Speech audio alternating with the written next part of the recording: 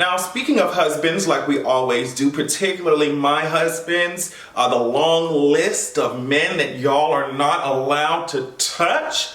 I know that y'all saw Kofi and Doja's new video. Hands off. Hands off, that's mine. I know the nigga wanna take a lot of this.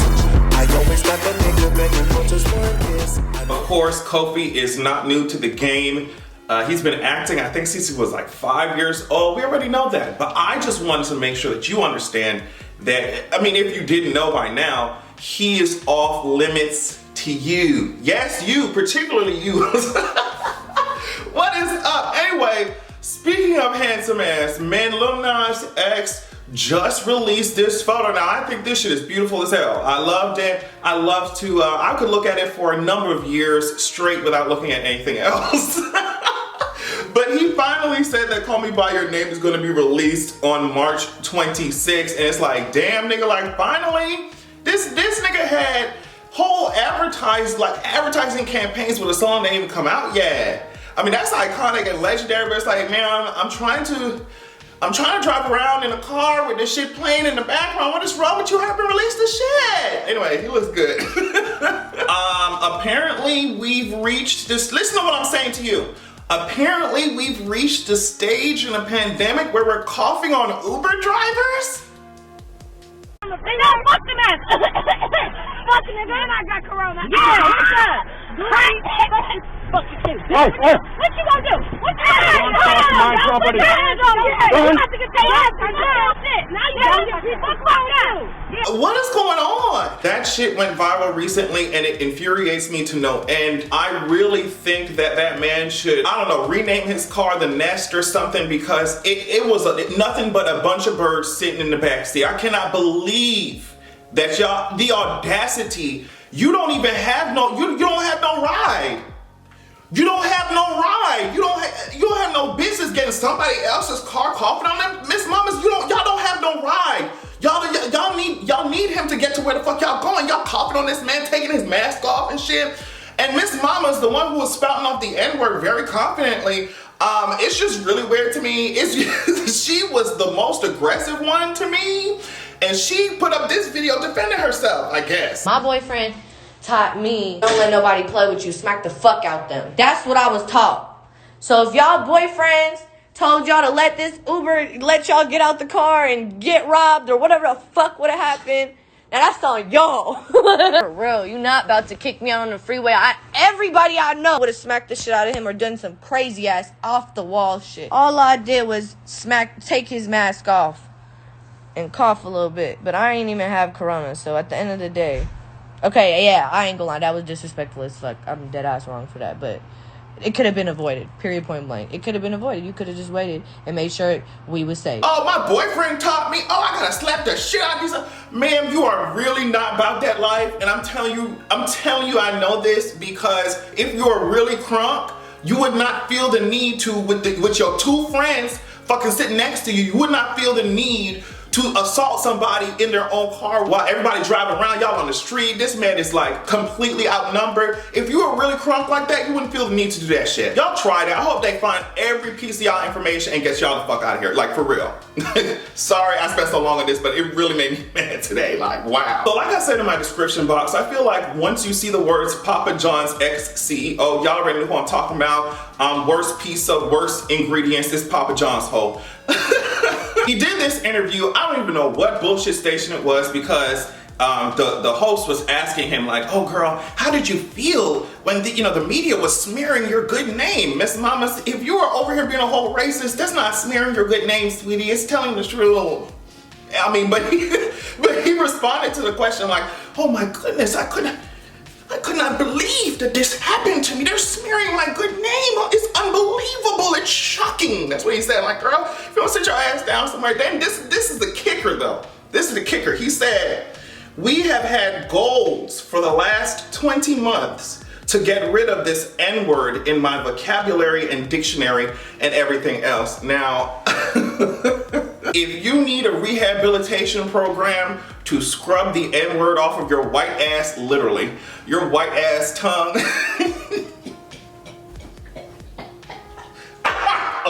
Okay. I mean, it really seemed like they had to ship him off to boarding school or some type of, like, Professor X rolled his ass up in there talking about, hey girl, we noticed you have a superpower, bitch. We need to help you train it, bitch. Like, if you have to literally go into a whole basic training program to get rid of the N-word out your vocabulary, Miss Mamas, I really think that something else is, like, something is wrong, sweetie. Personally, I want to know what the meetings and shit looks like. Can you imagine, like, packing your backpack up with pens and papers and shit and telling your family before you leave that you're going to, see y'all later, guys. I'm going to respect the Negroes Academy. Bitch. Anyway, speaking of fake respecting the Negroes, Prince Charles, this Instagram account, look at this shit. Just look at this shit. Prince Charles' Instagram account, this is what they posted after that interview went, you know, crazy. That Oprah interview went crazy with Prince Harry and Meghan. Now, the thing I find very interesting about this shit is that Harry and Meghan did not specify who exactly it was that talked about Archie's skin color, but the way their asses is responding is giving very much hit Doberman's Will Holler, and I say Doberman specifically because that's exactly what Prince Charles looks like in the face. Okay, damn, I keep walking off the set. Okay. I'm telling you right now, it's giving hit Dobermans, hit German Shepherds, hit Pit Bulls, Will Holler, honey, because they did not specify who it was who said the shit.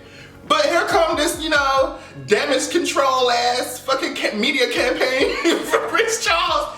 They posted pictures of his ass hanging around these niggas. And they say, hey, guess what? He interacts with you darkies too.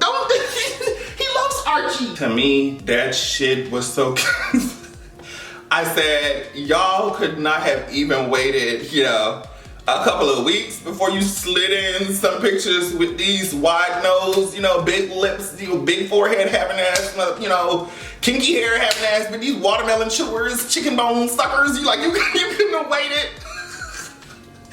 Bitch, I'm going to the next topic. I'm not playing with you. Anyway, so since we're on this topic, right, Piers Morgan is getting, like I said before, he was getting his ass toasted, bitch, like completely dragged. And with me, I don't understand why Piers Morgan, if you're gonna do all this talking, if you're talking all that shit, like, bitch, you better be able to take it. Like, how? You better be able to take someone dragging you. Like, how are you doing all this dragging? You cannot handle somebody tapping that ass for a second. Miss Mamas was running his mouth all on national media. Like, Britain, those of you guys who live in Britain and shit like that, y'all live in the UK, I am so sorry. I'm so sorry that y'all have to deal with this motherfucker. Like, oh my God, he just won't shut up. He won't shut up. Oh my God. I know y'all are tired of seeing his fucking face. I'm tired of seeing his face. I live in America. I cannot imagine. I know y'all tired of seeing his ass. Oh my God. Anyway, Alex. Now, let me tell you something about this man named Alex that was dragging the shit out of Piers Morgan. I guess this is, you know, the co-host or whatever. Alex, you know, that's all I want to say. I don't have anything else to say, but I'm just gonna say Alex. That's it. I mean, y'all can draw y'all conclusions. My husband list is getting a little too long, but I'm just saying, Alex, hey. So Alex was saying to Piers Morgan, like, Miss Mamas, we get it. Like, he was like, girl, wow, we get it. We understand that you do not like Meghan Markle. But he was just like, the thing is that y'all had, I guess y'all had a more personal relationship, and she cut it off. And, you know, she hasn't been mentioning your ass since she cut you off, but you seem to be dragging her every moment that you get. Like, and that was the moment where he couldn't take it. As you can see, this sack of pus had to get his ass up off that chair, and he literally walked off set.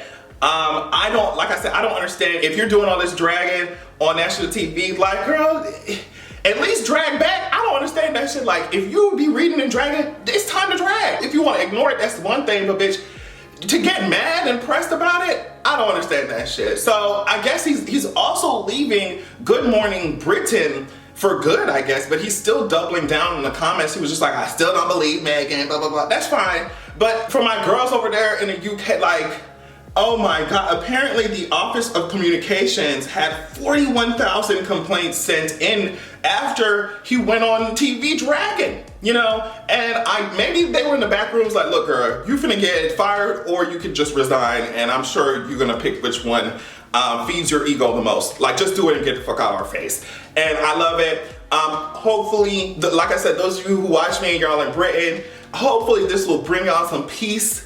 You know what I mean? Some sense of sanity, even though we're gonna still have to see his annoying ass all over social media. At least he won't be on Good Morning Britain. That shit was ugly and tired. Just a couple of political topics. I don't want to dive too much into it because I'm gonna go insane if I have to read about these lackluster ass politicians too much longer, bitch. Kyrsten Sinema. Let me tell you something. This happened a couple days ago. It slid onto my radar. I don't understand why it did. But I'm here to drag the shit out of your ass. Kyrsten Sinema, you are serving as senator for Arizona since early 2019. Now, I think it's very interesting as you hear what I'm saying about this woman. I'm sure some of y'all have seen it. I think it's crazy that all these organizers and activists were working so hard to deliver Arizona to Biden, you know, all them electoral votes and shit like that. They were trying to work hard. Now you got Kyrsten Sinema up here literally actively working against even some of the most basic democratic tenets. You know, like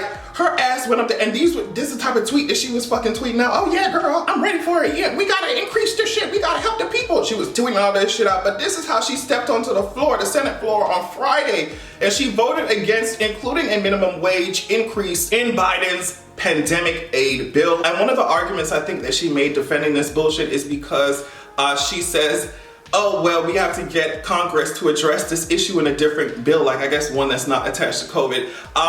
That's bullshit, obviously. I wish she would just say with her chest, like, Miss Mamas, you love the fact that the United States and Israel is just buddies of oppression. You love that shit. You voted against the Green New Deal. And it's the fault of the Democrats, like I always say. It's interesting how far you can go, like how regressive you can be with policy and still call yourself a Democrat and still be like literally sitting comfortably in the party. Like, she was really happy to do that shit. I think it was really stupid. She voted no. But what I think is even more stupid is the fact that she was rubbing all up on fucking Mitch McConnell ass. I guess she wanted him to see how she was gonna fuck this shit up.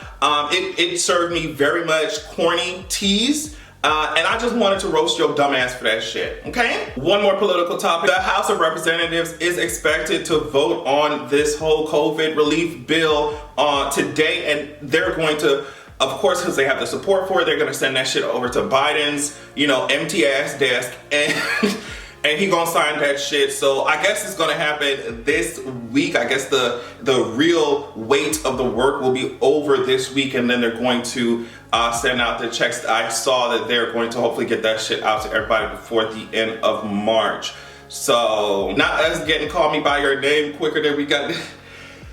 Anyway, let's talk about T.I. and Tiny. I'm not gonna talk about T.I. and Tiny for long. I feel like the only thing that needs to be long is their conversations with whatever lawyer they're going to be hiring, and it is no shade, it is all tea. Complex released an article saying that, hey, guess what? 6 more people have come forward to accuse T.I. and his spouse Tiny Harris of sexual assault in addition to the 11 people who have already come forward. Listen to this shit. Lawyer Tyrone A. Blackburn, who is representing the 11 alleged victims, including the original accuser Sabrina Peterson, told the Daily Beast, following claims from the 6th new accuser, he said this: if I was a prosecutor, I'd have brought charges already. The 11 women have banded together and they are calling for a criminal investigation to be launched against T.I. and Tiny, who have been accused of drugging, raping, and kidnapping their victims. So, and I think it's important to have these conversations, and I know I say that all the time, but in this case specifically, I think it's important because there's so many weird things that celebrities that a lot of people worship right now that are popping right now, or weird news that has come out about them, and you understand usually it's coming from a place of, oh bitch, there's more where that came from. You know what I mean? And so I just think it's crazy when, okay, these celebrities get older and then news starts coming out, we're just like, oh my God, I didn't see this coming. I had no idea how this happened. So that's why I think it's important to pay attention to this stuff and not to ignore it, because the more you ignore it, the higher the possibility that there will be more and more victims, you see. So I just let them do their investigation, let them see what the fuck's going on. But I think that a lot of celebrities, a lot of people with power and money have very twisted views of consent. They might not even care about consent because it's like, bitch, I'm rich and famous, who the fuck gonna try me, you know? And that's how you end up with more victims. So hopefully they get down to the bottom of that shit.